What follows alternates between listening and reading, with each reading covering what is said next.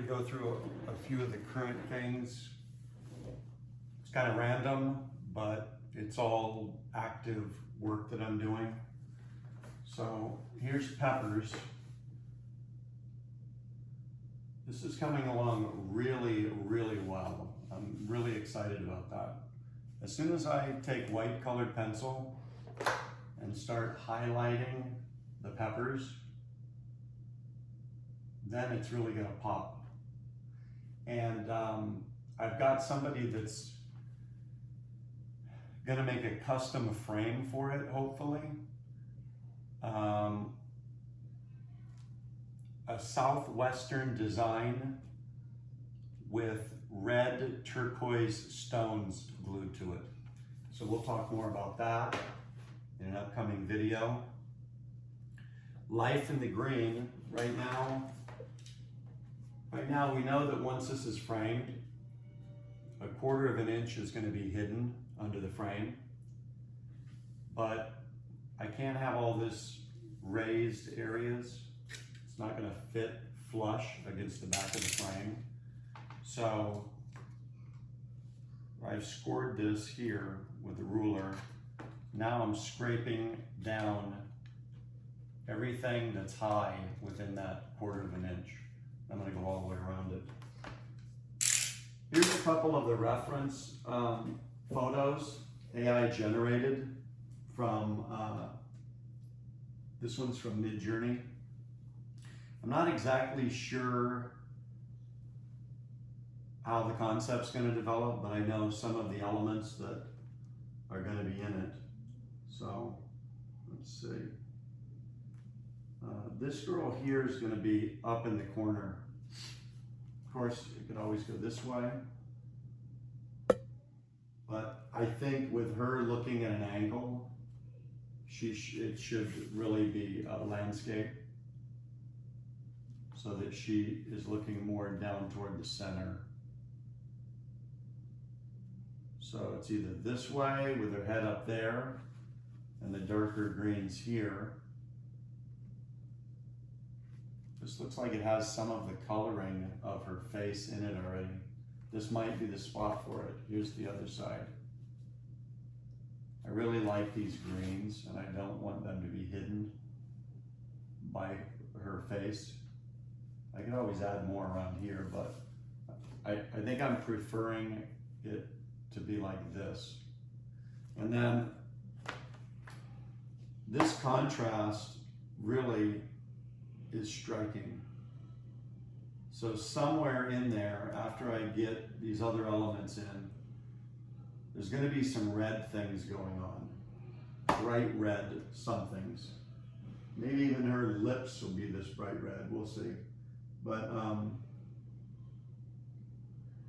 we have this other one where she's coming in only barely. I don't like that idea. I think it should be the full head. And then this rotted opening of a tree in the center. So I don't really have anything more about that. Alien root system.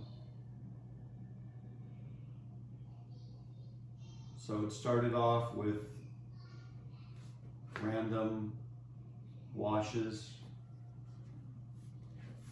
Gravity moved things around. So I took a picture of that and I sent it or uploaded it to ChatGPT and told it what this was, what I wanted this to be, and to improve it in different ways, whatever the prompt was, I can't remember, but it was vibrancy, contrast, detail. So let's take a look. I'm not gonna go through all of them. There was more than one. I narrowed it down to the best one. It's this right here. So you can't see it as well from there, but wow, what an improvement to this.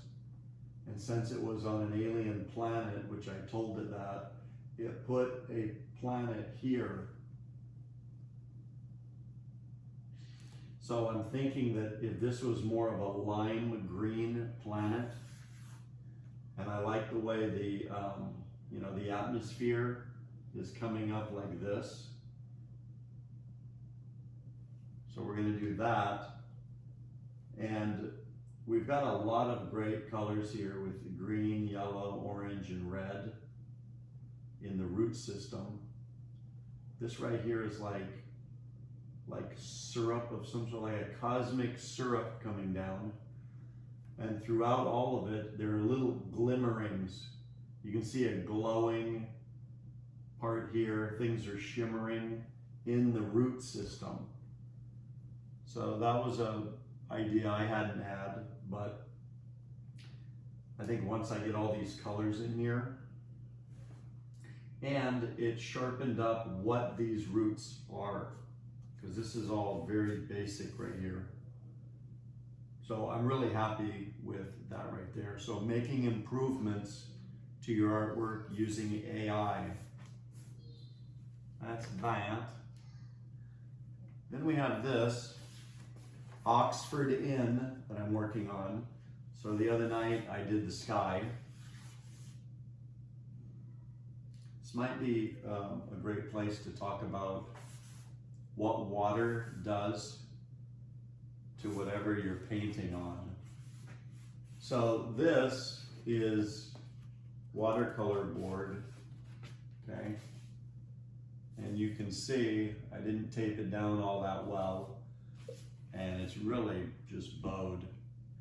While it was drying, I took these containers of gesso and put that on there, and I thought, well, it might leave marks, but let's see what happens. It actually brought these down more than what it would have been while it dried. But you can see little curved markings here, which is no big deal on this, but it's not something you're gonna want in your artwork, so don't do that. But look, this is an acrylic wash. Looks like watercolor, but you can just use acrylic for that. And look at how it bowed it, right? Now we have, let's see. This is a wash, acrylic wash. It has gesso on it. You can see how wet this was. But it has gesso on it. But this is an crescent illustration board. So it's got a bow to it, but not as much, because it was sealed with the gesso, right? Now look at this. This is going to be called Women of Song, Deborah Harry. So there was a lot of wet wash going on there. You can tell just by looking at what it did to the back of it. It was so wet. Okay? And as the times went along, you know, I've been trying to work it flatter. And so this is, what is this? This is just straight illustration board, it looks like. I didn't put gesso on it. Yeah. Or did I? Maybe I did. Anyway, I started this 3-4 years ago, so I can't remember. I'm not seeing evidence of gesso.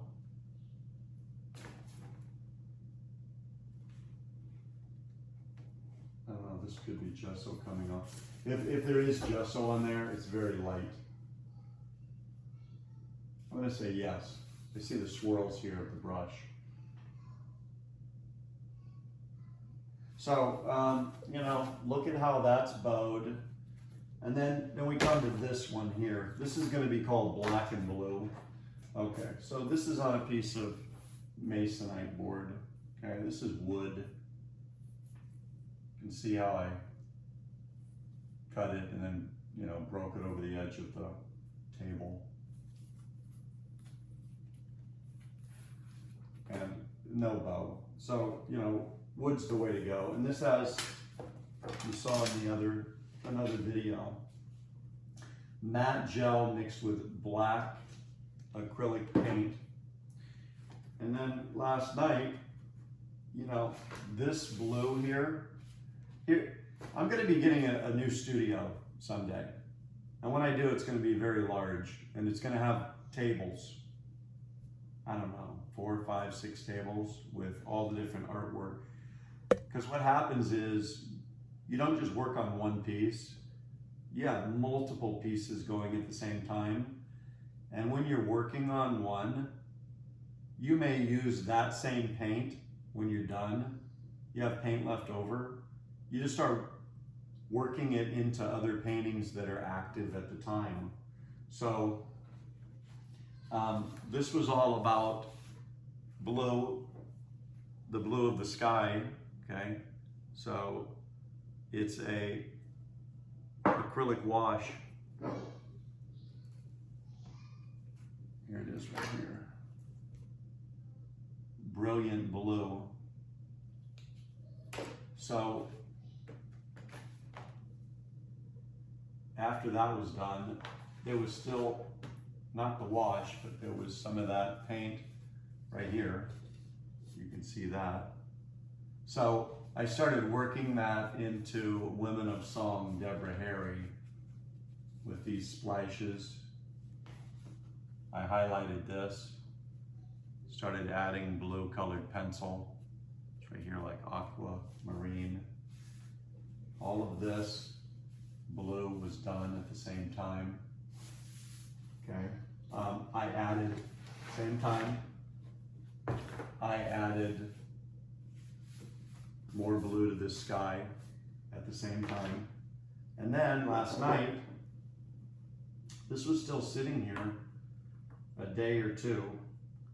So last night I decided, hey, what would it be like if I poured this on there? So it looked a lot bluer last night, and this is what it looked like this morning when I woke up. But here's the takeaway from this. I really love how this is black and this blue, once it dried, it settled in the lower areas of the design. And that this would have been a whole lot better if I wouldn't have just placed it in different areas, but the entire thing had this. That would have been a great, and it's still not done. I mean, I'm gonna put more. I'm gonna put it a little heavier with the paint though. It's not gonna be as watered down as that, because I'm seeing right here, that's looking pretty fine. So it would be almost like a neon blue, just radiant with a black backdrop. And that got me to thinking about static here. Before I started this,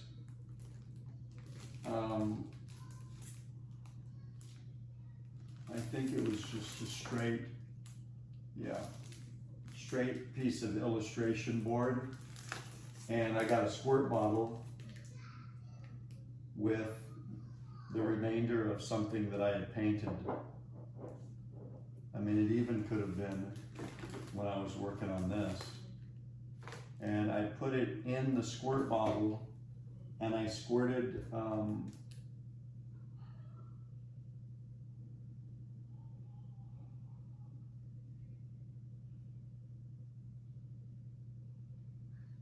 this on there. I'm just looking here because I'm trying to figure out whether I did this before or after I drew it. I mean, I can see how the charcoal is gathering on the edges of the droplets. I would kind of suggest that the charcoal was already there. I'm not even sure actually, but I really love this design of the water droplets and splashes of just like a tan color.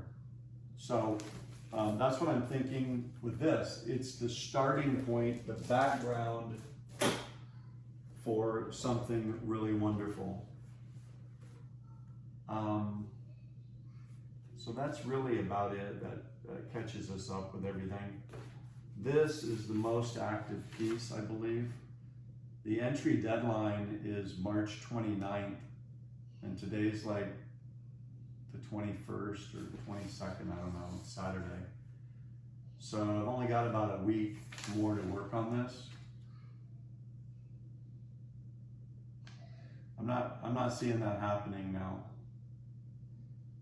There's just not enough time, because I already know that I want to have a lot of detail in this with all of the different, you know, bricks that this thing's made out of.